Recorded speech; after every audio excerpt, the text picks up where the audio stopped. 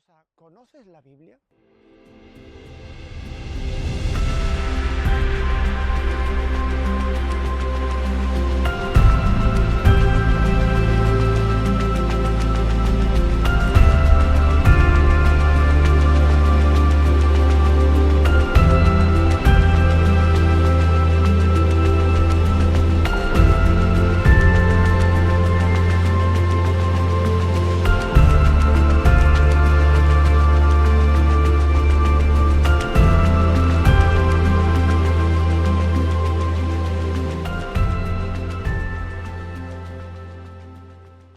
Hola de nuevo, bienvenidos a una entrega más de ¿Conoces la Biblia? Se preguntarán la temática que vamos a abordar hoy. Pues bien, vamos a ocuparnos de una importante solemnidad cristiana, pero fijándonos en sus raíces veterotestamentarias. Se trata de Pentecostés. La fiesta de Pentecostés aparece también en el judaísmo llamada fiesta de las semanas. Fiesta de las semanas. La encontramos en Levítico 23, 16 y en Deuteronomio 16 también. Nos viene a decir el texto sagrado: contaréis 50 días hasta el día siguiente al séptimo sábado y ofreceréis una oblación al Señor. ¿Desde cuándo? Pues lo contarán desde que se haya hecho la llamada ofrenda de la gavilla para el banceo, es decir, a partir de que se hayan entregado las primicias de la tierra. Los judíos le llaman fiesta de las semanas porque constaba de 7 semanas. Nosotros contamos a partir de la auténtica primicia que es Cristo. Su sacrificio es el que auténticamente nos ha redimido y por tanto la contamos a partir de ahí. Bueno.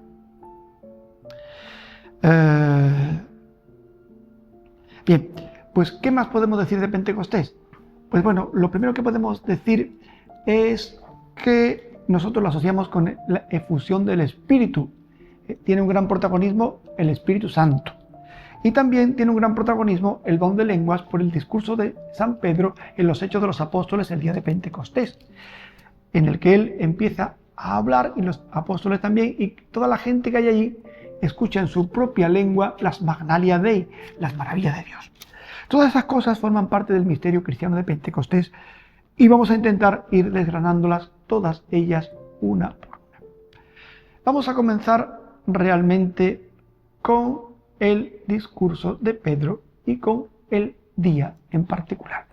Porque para entender Pentecostés tenemos que irnos a Génesis 11 para ver el capítulo de la torre, la perícopa mejor, porque no es un capítulo, es un trocito pequeñito de la torre de Babel, dado que Pentecostés es el reverso de la moneda de la torre de Babel. Tenemos el pequeño relato que abarca hasta de Génesis 1 hasta Génesis 9. ¿Qué ocurre aquí? Bien, aparece un dato relacionado con la lengua, igual que en los Hechos de los Apóstoles. San Pedro está predicando, hablando de la resurrección de Cristo, contando el acontecimiento más importante de la historia de la salvación. Y allí hay mucha gente, en Jerusalén, de muchos países. Hay persas, medos, elamitas, gente del Ponto, de la zona que limita con Cirene, cretenses, árabes, en fin, hay una gran cantidad de gente en Jerusalén por ese tiempo.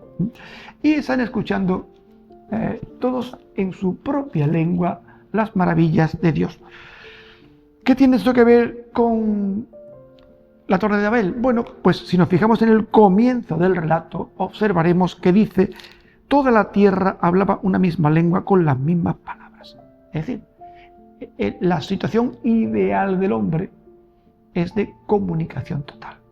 Lengua única, palabras únicas. En realidad, la palabra única de la que el hombre había salido era esa palabra creadora de Dios, que se multiplica en 10 palabras, para decir y dijo Dios, y dijo Dios, y dijo Dios, y las cosas se van creando, que en realidad también es la única palabra que Dios pronunció en el Verbo y que hizo que todo fuera creado en Él y para Él, y al final todo ha sido recapitulado y redimido en Él.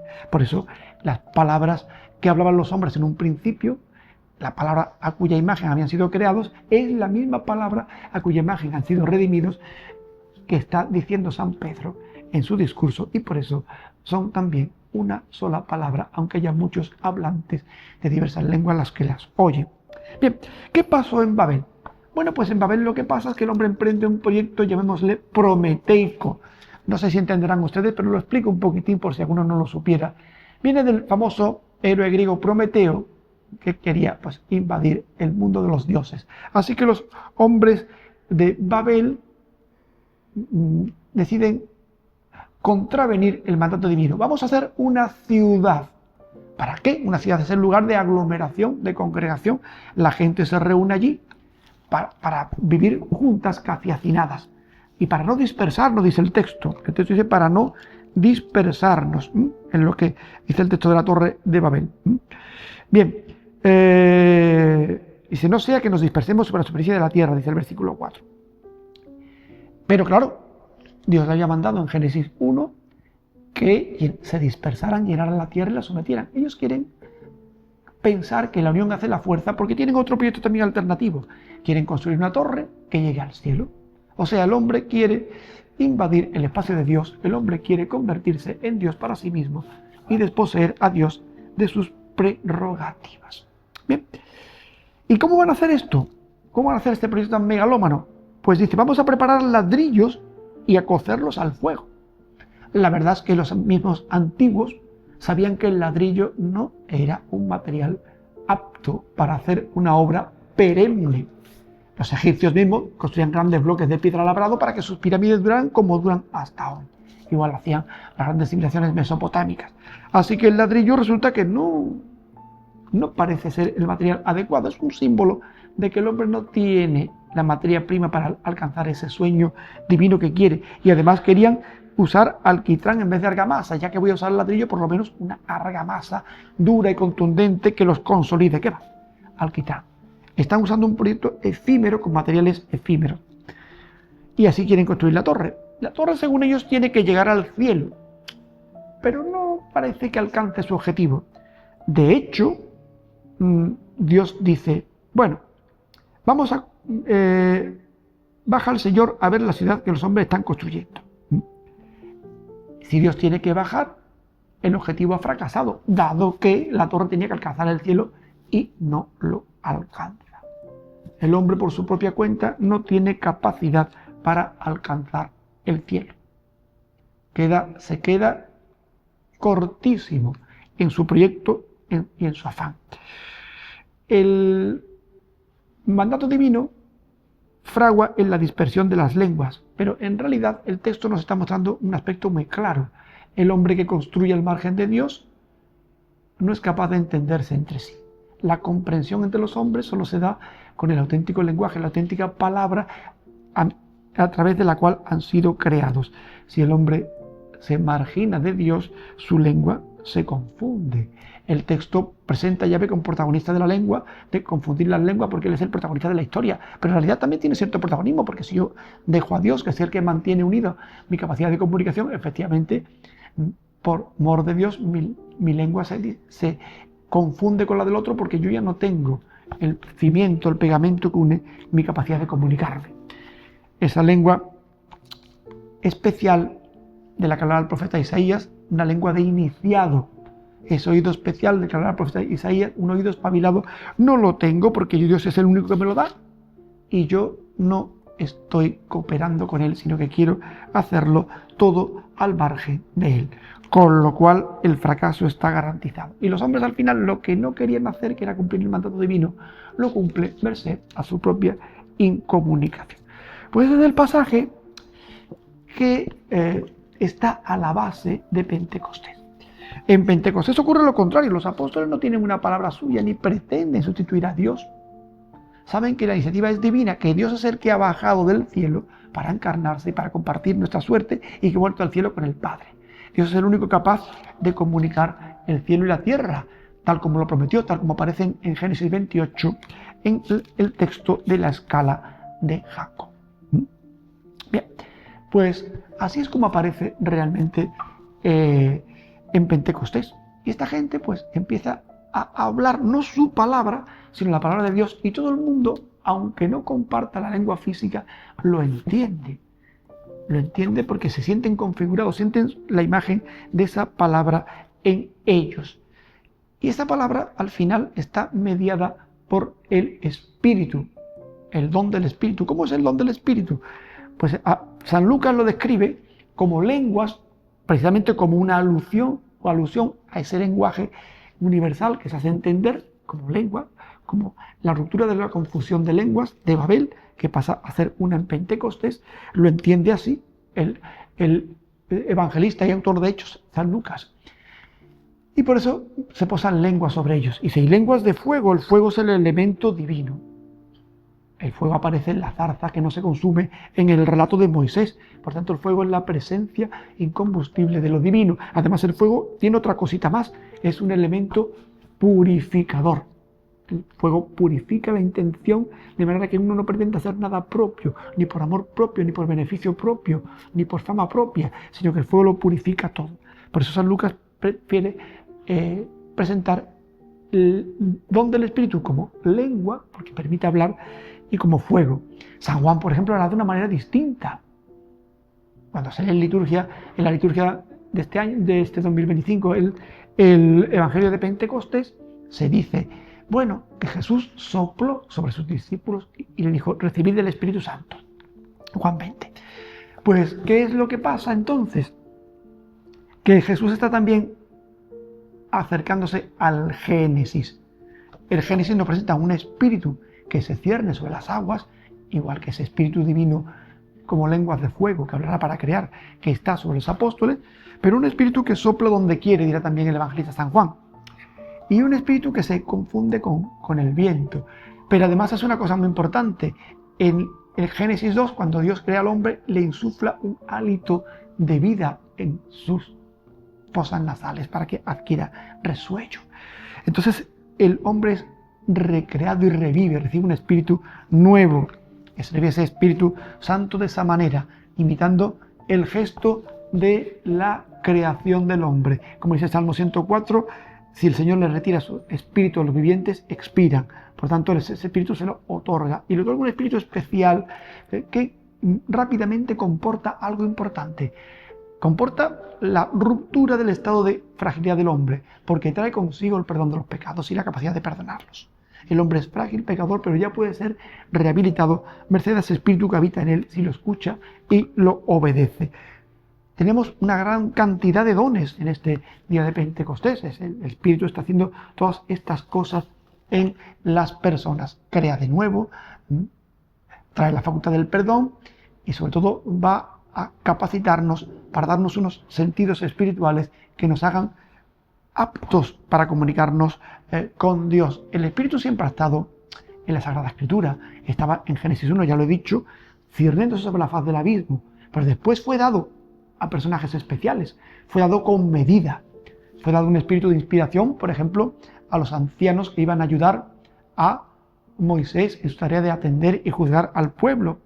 Esos 70 ancianos que recibieron el Espíritu y que con el Espíritu adquirieron el carisma profético. Incluso aquellos dos, Edad y Meldad, que no habían ido a la tienda también. Un espíritu que le permite hablar palabras de Dios como las hablaron los apóstoles en Pentecostés. Ese es el espíritu de inspiración, un espíritu que permitió escribir la Sagrada Escritura.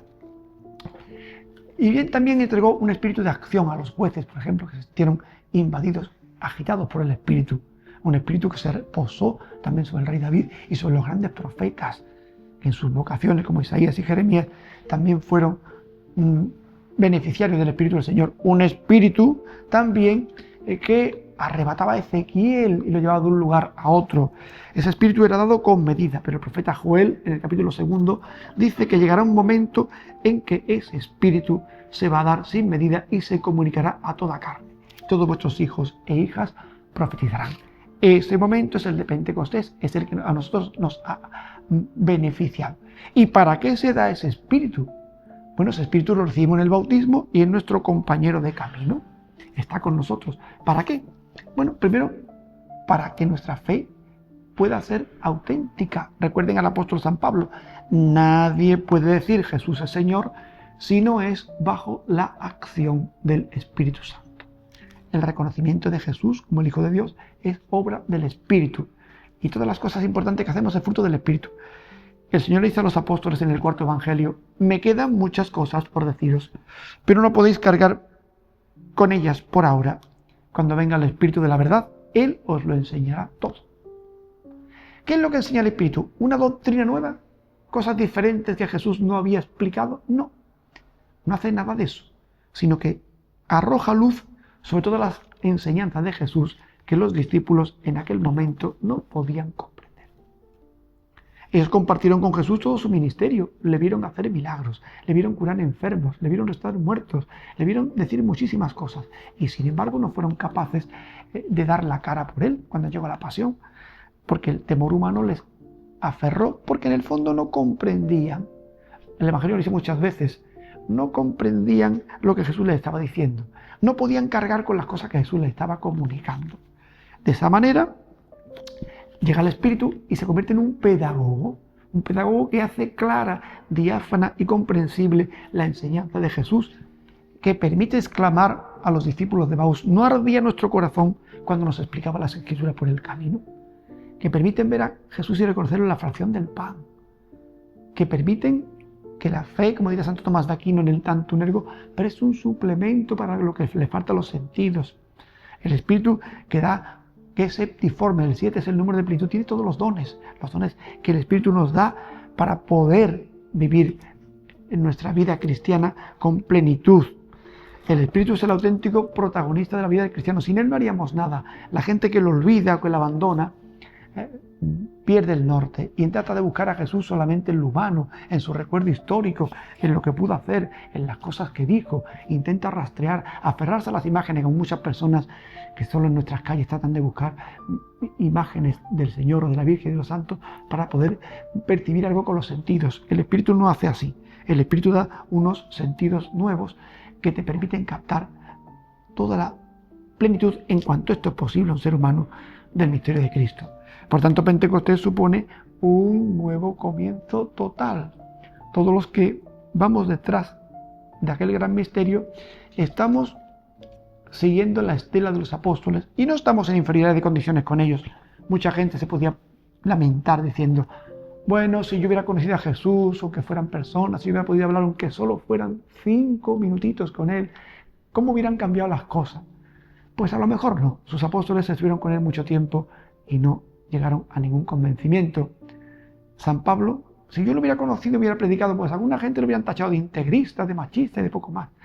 Es decir, que no es la vis y el contacto, el vis a vis y el contacto humano el que suscita la fe. Es el Espíritu en nuestro interior el que la suscita. De modo que sin haber conocido a Jesús, nosotros podemos realmente estar en igualdad de condiciones con aquellas personas que sí le conocieron. Incluso muchos de los que le conocieron en vida, al final no perseveraron. Nosotros que hemos recibido el bautismo y con él el don del Espíritu Santo, sí que aspiramos a perseverar. Si nos dejamos hacer, porque el Espíritu tiene una cosa. Al ser la tercera persona de la Santísima Trinidad, obviamente es Dios y no puede forzar nuestra voluntad. Nos invita a hacer cosas, pero Dios nos ha hecho libres. Si el Espíritu me obligara a hacer cosas, yo no sería libre. Y si no fuera libre, no podría obrar con libertad y voluntad. No podría ni pecar ni obrar el bien. Porque tanto como para pecar como para hacer el bien, hay que tener conciencia de ello, libertad y voluntad. Por eso el Espíritu no te fuerza. Por eso tanta gente puede cerrarse al Espíritu. Por eso se puede pecar contra el Espíritu Santo. Todas esas cosas ocurren porque el Espíritu no te violenta. Nosotros lo hemos recibido. Pero cada día tenemos que estar atentos a sus pequeños soplos. Él sopla donde quiere. Muchas veces esos soplos no están acordes con nuestra propia voluntad. Y tenemos que perfilar y purificar mucho la intención. Ese espíritu que agitaba a los jueces, tenían ellos que estar muy pendientes a dónde lo llevaba. En el libro de los Hechos de los Apóstoles, cada vez que los apóstoles intentan hacer algo y no es voluntad del Espíritu, aquello no sale, no lo consigue. Por eso el libro de los Hechos le llamamos el libro del Espíritu Santo, porque Él es el guía de aquellos personajes cuya historia se va contando. Él es el que va llevando la misión de la Iglesia y el que la va conduciendo a feliz término. No hay otro protagonista que él. Por tanto, Pentecostés es la gran fiesta que permite mirar para atrás y leer todo lo que ha ocurrido. Permite mirar para atrás y comprender claramente que el sepulcro está vacío porque Jesús ha resucitado.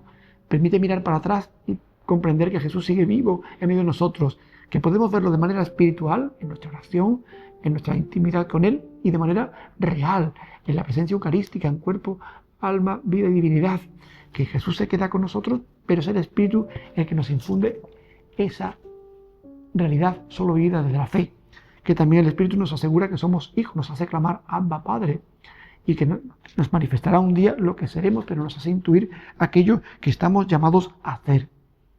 El Espíritu es aquel que protagoniza de una manera fuerte, impactante y transformante la vida del cristiano.